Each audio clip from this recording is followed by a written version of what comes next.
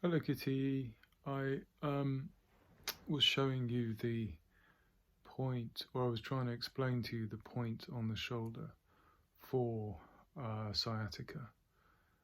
It's quite a surprising point because it's not on the hip, but the problem with treating sciatica on the hip by yourself is that it's quite hard to reach because the muscles in that area are quite deep and quite thick.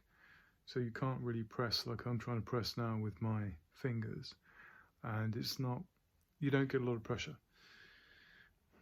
What you can do is find the corner of let's say, a bed, or maybe a table if the corner's not too sharp, and you could sort of lean into that.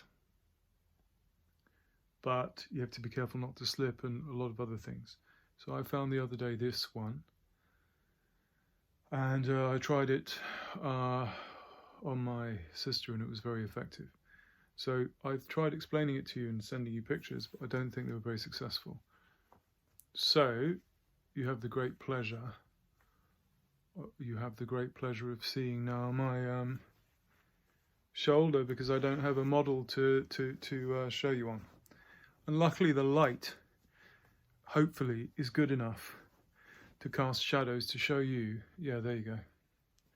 So what you do is you lift up all the books say you lift up your shoulder and it makes two dimples. This one, well, the front one you can see. The back one, I don't think you can see too well on me, and on some people you can't. I think you can kind of see the shadow of it there. Yeah, you can kind of see the shadow there. You may not be able to see it on yourself, but you can certainly feel it. So you just take your hand and and in between here, there is what feels like a mountain ridge of muscle. I think the muscle is attached here, and then there's a gap here, and there's a gap just behind it. So like you do like this, and this is where the bone stops, the shoulder bone, and it's just in there. It's in the back one for sciatica, not the front one. The front one's for shoulder problems.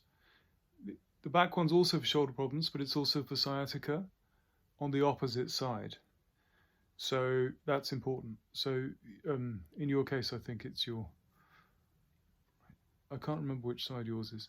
But anyway, you take, wherever the hip pain is, you take the opposite side to this point, and then you press it. You can press it either in, or you can press it up against the bone. And maybe you can get if you're flexible, you can get your thumb in there. And you can also take something like a pen, again, not too thin, because you don't want it to poke in, or something a bit rounded. My teacher in China had a kind of wooden tool that he used to press into the points. So that's, I hope, clear. Better put my clothes back on now.